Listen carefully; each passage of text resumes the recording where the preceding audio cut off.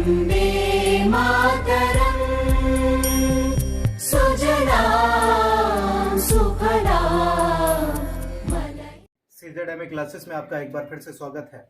हम लोग स्टार्ट कर रहे हैं रेलवे एनटीपीसी एग्जाम के लिए जो महत्वपूर्ण हमारी सीरीज चल रही है जीएस स्पेशल सेट नंबर 3 करने जा रहे हैं। अभी तक हम लोग दो सेट कंप्लीट कर चुके हैं। सेट नंबर 3 में पहला क्वेश्चन ये लिखा है, सौर विकिरण का वह भाग जो बिना गर्मी दिए पृथ्वी से परावर्तित हो जाता है, यानी कि सूरज से जो रोशनी आती है वो ऐसा भाग बताइए जो पृथ्वी पर गर्मी नहीं देता है और गर्मी देने से पहले ही चला जाता है, उसको क्या नाम दिया गया है? तो इसको जानते हैं हम लोग धवलता के नाम से। धवलता रही। अगली अगर हम बात करें, अगला क्वेश्चन हमारा जो दूसरा है, पशु और पौधों की जाति में सबसे बड़ी विविधता कहाँ देखने को मिलती है? तो आर्द्र उष्ण कटिबंधीय वनों में। आर्द्र उष्ण कटिबंधीय वनों में, कटिबंधीय वनों में, आर्द्र उष्ण कटिबंधीय जो वन होते हैं उनमें सबसे बड़ी विविधता देखने को मिलती है। पशु और पौधों की अगर बात करें, यहाँ पे बहुत प्रकार की भांति प्रकार की बहुत सारी वैरायटीज पाई जाती हैं। पशुओं की और पौधों की हम दोनों की बात कर रहे हैं। आर्द्र उष्ण कटिबंधीय वनों की हम लोग बात कर रहे हैं।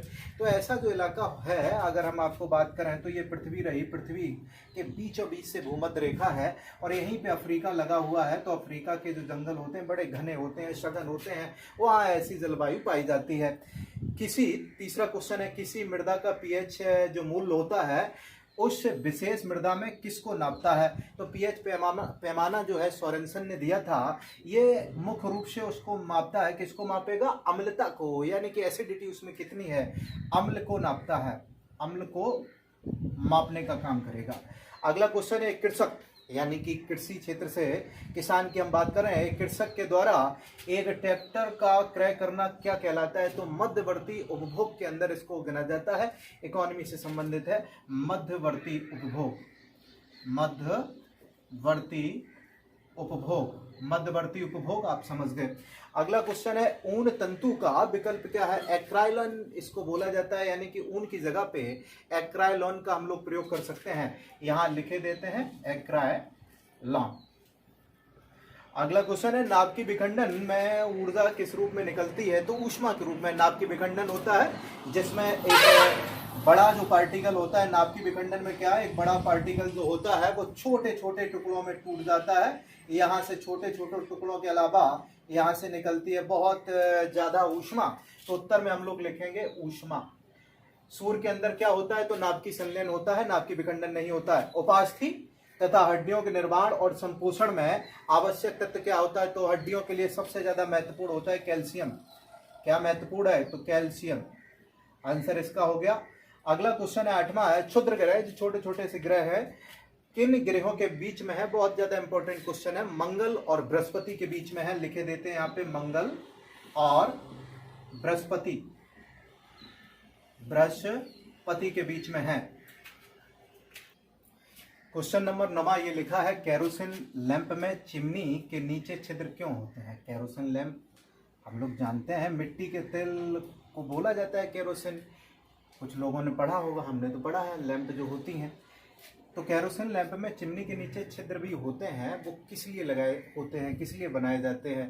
तो ये धुएं को निकालने के लिए रास्ता देते हैं, धुएं को निकालने का रास्ता देते हैं। अगला क्वेश्चन है, मानव शरीर का साधारण तापमान कितना होता है? तो 36.9 डिग्री सेंटीग्रेड सेल्सियस की बात कर लें। 36.9 डिग्री सेल्सियस लिख दिया हमने। रक्त के स्कंदन में कौन सा विटामिन क्रियाशील होता है? जब हम लोग कट जाते हैं तो खून निकलता है। अब खून क्या निकलता ही रहता है? नहीं, कुछ देर निकलता है, उसके बाद अपने आप वहाँ पे थक्का बन जाता है, रक्त का थक्का बन जाता है। कौन सी विटामिन इसमें सहायक है? तो विटामिन के। कौन सी है? विटामिन के। याद रखिए इसे। अंतर्राष्ट्रीय महिला दिवस 8 मार्च को मनाया जाता है। अंतर्राष्ट्रीय महिला दिवस की बात करें, 8 मार्च को मनाया जाता है। 1 किलोबाइट या फिर केबी का मान कितना होता है? 1024 बाइट होता है केबी का मान। 1024 बाइट की बात कर लें। अगला क्वेश्चन है, हमारा राष्ट्रीय गीत कहाँ से लिया गया है? तो एक पुस्तक है बंकिम चंद्र चटर्जी की, आनंद मठ। वहां से इसको उठाया गया है आनंद मठ से।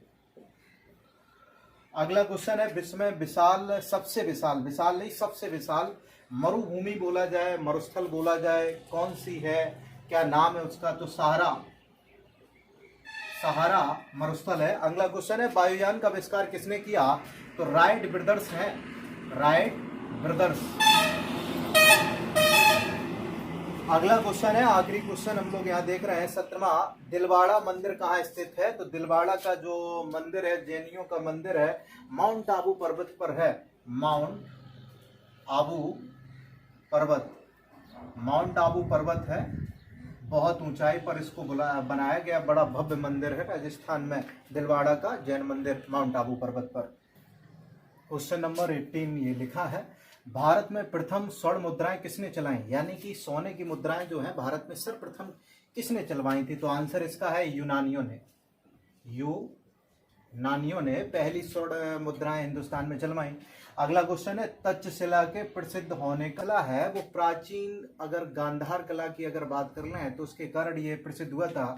तक्षशिला गांधार कला के कारण, गांधार कला के कारण प्रसिद्ध हुआ। अगला क्वेश्चन है, सती प्रथा की निंदा करने वाला मुगल सम्राट कौन था? भर्त्सना करना या निंदा करना एक ही बात होती है। तो अकबर ने बड़ी निंदा की थी सती प्रथा की, अकबर। अगला क्वेश्चन है, मराठा राज्य का दूसरा प्रवर्तक किसे कहा जाता है? तो बाजीराव जो फर्स्ट हैं उनको मराठा राज्य का दूसरा प्रवर्तक कहा जाता है। यहाँ पे लिखे देते हैं बाजीराव फर्स्ट। अगला क्वेश्चन है, 22वां, गदर पार्टी के प्रमुख नेता कौन थे? तो लाला हरदयाल इनके प्रमुख नेता थे, लाला हरदयाल। अगला क्वेश्चन है, किस युद्ध से भारत में मुगल राज्य की नींव पड़ गई? हम लोग सभी जानते हैं 1526 में पानीपत का प्रथम युद्ध होता है। किसके बीच में होता है? तो बाबर यहाँ पे आते हैं, बाबर यहाँ पे लड़ता है और लोदी वंश के इब्राहिम लोदी को हराता है। पानीपत का प्रथम युद्ध, पानीपत का प्रथम युद्ध 1526 ईस्वी, 1526 ईस्वी में लगातार इसको युद्ध करने पड़ते हैं बाबर को। 26, 27, 28, 29 लगातार युद्ध करता है। कांग्रेस का 1906 का अधिवेशन जिसमें स्वराज को लक्ष्य घोषित किया था, कहां पे हुआ था? आंसर है कलकत्ता में हुआ था, कलकत्ता। आखिरी क्वेश्चन ये लिखा है सेट नंबर 3 का, 25वां, कांग्रेस ने भारत छोड़ो आंदोलन का प्रस्ताव कब पारित किया? तो 1942 में भारत छोड़ो आंदोलन का प्रस्ताव कांग्रेस के द्वारा पारित किया गया था।